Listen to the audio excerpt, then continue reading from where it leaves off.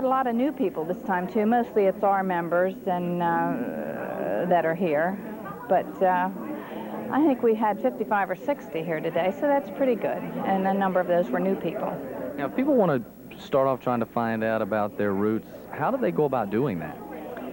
Well, come to the meeting and we'll help, that's for sure. We have a gal that just takes care of new members and tells them where to begin and how to begin. And you always start with yourself because that's the known, and then your parents, your grandparents, and you work your way back generation by generation.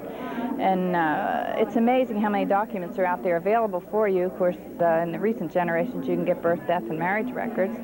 And then from there proceed to maybe the death record will indicate where they were born, who their parents were. Then you go back to that generation, and just tons of information out there. It's just a matter of tapping into the right place in the right area.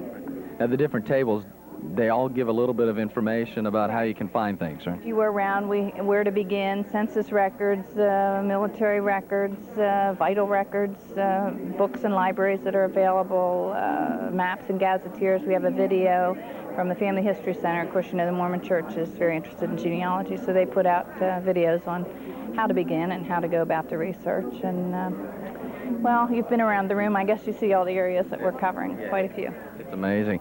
It's a far cry, I guess, from when you first started the Genealogy Club, how it has grown. I guess you're surprised with that as well. Very much so, yeah. I had been doing it for about 30 years, so when I came here, I was anxious to see if anybody else was doing it, and started the interest survey, and we had probably 12 or 14 people show up, and then, you know, we're over 100 strong, so there's a lot of interest. And you've come up with a pretty neat idea. Why don't you show it to us? It's a picture. And why don't you show this to everybody here real quick? Okay. I was trying to get all the pictures in one place at one time and share the ancestor pictures with all of my children and my siblings' children and their children. And I become the curator. Everybody gives the family things to me. So rather than keep them all myself, I wanted to share. So I started with the ancestors as the roots of the tree, of course, and then my parents as the trunk, and the siblings are in the lower branches, and then their children on up to the upper reaches. So I suppose I'll have to update this about every 10 years to keep up with all the new grandchildren that come along.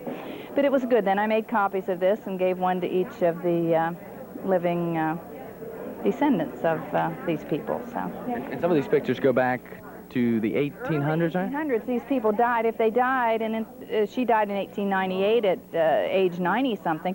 So some of those were born in the early 1800s, which is really neat to have a picture of people that are that old. So I surely wanted to share those with everybody in the family.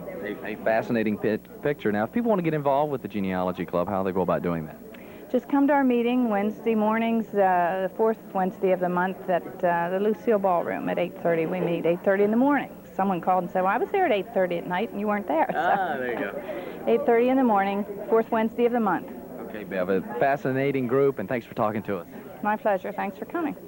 This group is quite amazing. Bev has items dating back to the mid-1840s, including a diary which was kept by one of her ancestors. Now, if you would like to find out more on your family tree, be sure to drop by the next meeting of our Genealogy Club.